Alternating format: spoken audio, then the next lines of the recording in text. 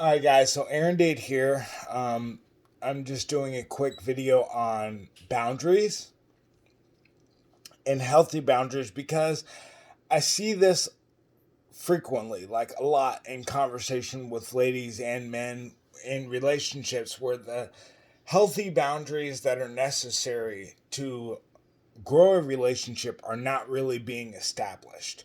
There there's just you guys in relationships can just kind of there are no rules, you just can do any and everything. And with a male, when you don't give a male guidelines and consequences and rules to how we run a relationship for females, that's a very dangerous place to be in, because then anything goes and we will do anything.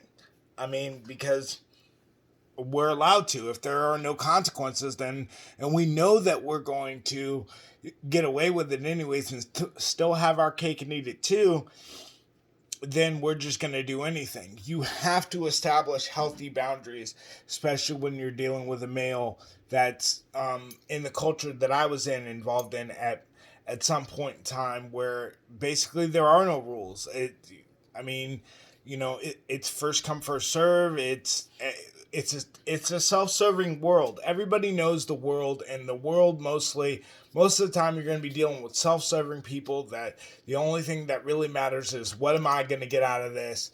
Everybody else's situation is their problem, And I really want to turn your attention to Romans chapter 2 and verses, let's go with 3 and 4, where it says, "Since you judge others for doing these things, why do you think you can avoid God's judgment when you do the same things?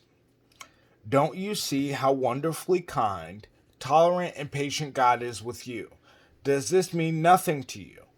Can't you see that his kindness is intended to turn you away from your sin?"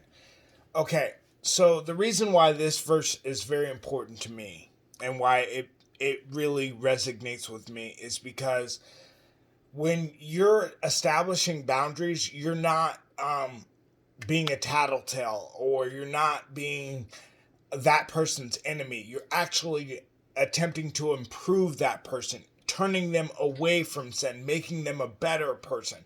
You're not just trying to mother them, as men will call it, or nag them, or women a lot of times will say, you can't tell me what to do, or I will do what I want. When it's the woman side of things, that's more of my wife, though, in the woman's perspective. I can only speak for what I've seen, but I'm not a woman, I'm a man, and I can talk about how the male's perspective of things is.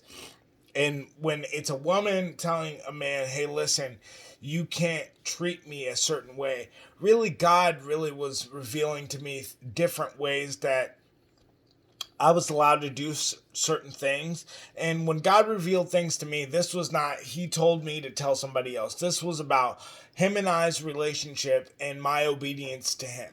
So it was, when it came to healthy boundaries, he really explained to me before really my wife said much of anything, but she started to confirm these things. And he was really saying to me on a specific basis, you can't treat my daughter that way. You can't do that. I'm not allowing you to do that. Now, if you're going to accept this challenge of being her husband and being the head of the household and receiving all the benefits and blessings of being the head of the household and being the husband, then you're going to have to handle the responsibility of leading my daughter and leading the generations that I bless you with. And that means that when she attempts to turn you away from sin via my word, you can indulge. That's just not how this works. Now, if you choose to do something else, I will never steal your free will. You choose to do something else, then that means you can accept the consequences. And that was the beginning of the healthy boundaries. Sometimes my wife would say things like that when we were separated, things like, you can't call the kids at this period of time, or you can't see them at this time at night, or this time in the morning, or this time during the day. That's not going to work. That's not, they're used to a certain pattern, a certain structure. And if you can't fit into that, then that's your decision. That's your choice. Healthy boundaries is a negotiation process. It's really about having walk away from the table power. So you can really say, you know what? And I'm going to kind of give you guys some inside information as far as a male's perspective goes. You have to be able to do this to a man. You have to be able to tell a man, I can walk away from you. Like, I don't have to do this with you. If you don't tell a man that, he will treat you how he wants to, because he can. You're basically setting it up for, it's okay. It's always been okay. So why would it be not okay now? With men, you have really this 1+1=2 theory. It's very, very simple. With women, there's complications and emotions and all the rest of those things. But like with men, it's really very simple. It's 1+1=2. If you let me call you at 2:00 in the morning to come over for whatever reason, then I'm going to. And, if that's okay with you, then it's okay with me. Men, if you allow your woman to speak to you any way possible and you still give her the things that she wants, she will do it. I mean, if you allow her to control every single situation and then you want to try to make a decision, she's going to get angry. Like, there is a certain process to how you do these things. And, I do want to refer people to Titus 3:10, but I think that sometimes that gets confused in relationships. When you talk about something, then you warn somebody twice, and then you cut them off. Cutting them off means that we are not talking about this again.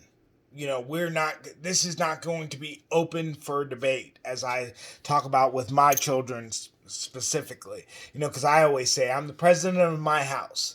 So, when it comes to my house, and if it gets at my desk, we're at nuclear level. And I am not going to,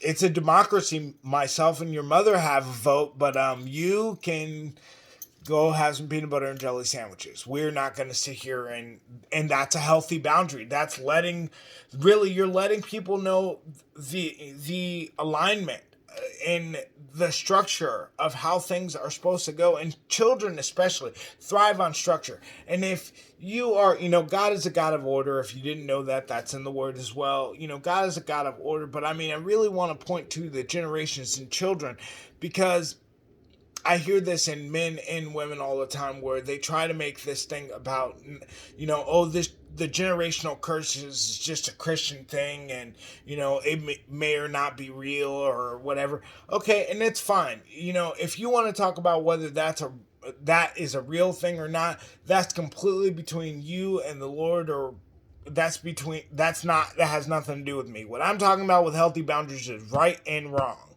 Okay, that's where I'm going with this. I'm not, we don't have to go into generational curses, which, in my personal opinion, they are very real. I've seen them in my real life every single day. So, to me, they are extremely real. I don't need any convincing. But to some people, again, like I said, this has to do with right and wrong. This has to do with, what you're allowed to, what's really acceptable and what's really not. There's another verse that we can talk about that's really in Philippians that talks about it, but we'll go into that a different time. What I really want people to see is, when you're doing the right things, yes, bad things happen to good people all the time. That happens, but then you have protection from the Lord.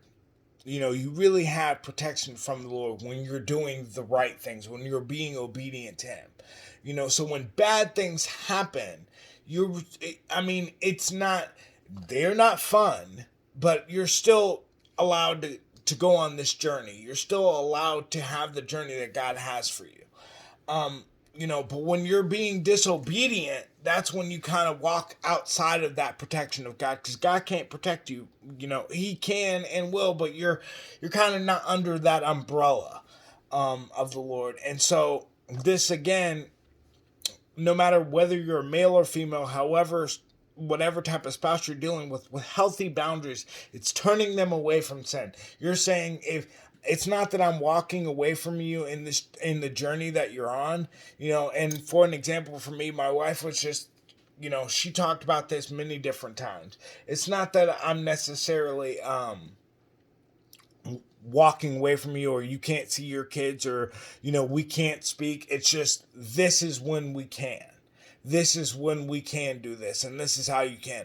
And to be honest with you, after she was doing that and she confirmed what the Lord was saying to me, the Lord really gave me more and more and more and more and more, which I will talk to more with the ladies that are in that 90-day challenge, about a little more personal information about our restoration.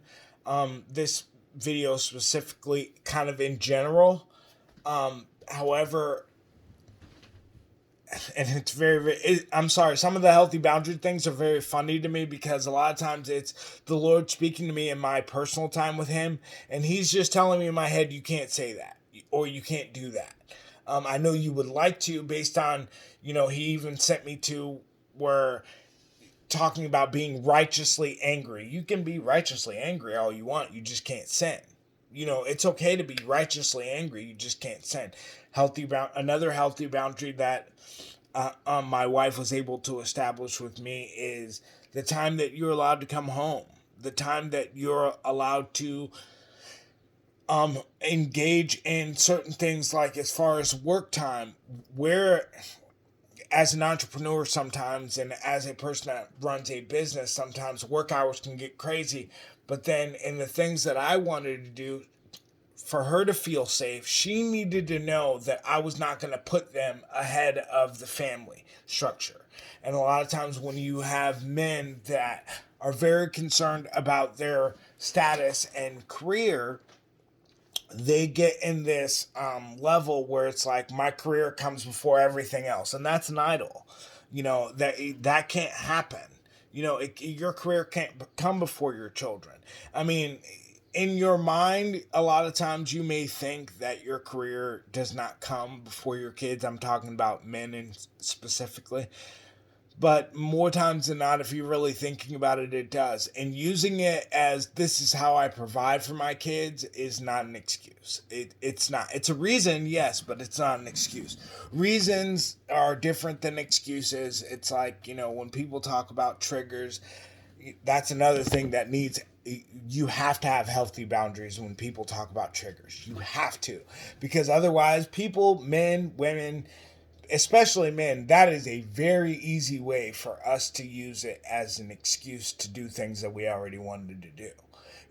We wanted to do a certain thing, like, for instance, you have these relationships that are in that other person situation, the other woman or the other man, or as I call them, really, because they're just another situation. There's no man or woman that's perfect on this planet, so they're just different than the spouse that you have at home. So they're just another situation. However, you see this frequently, like, oh yeah, you did this, so I went and cheated with that person.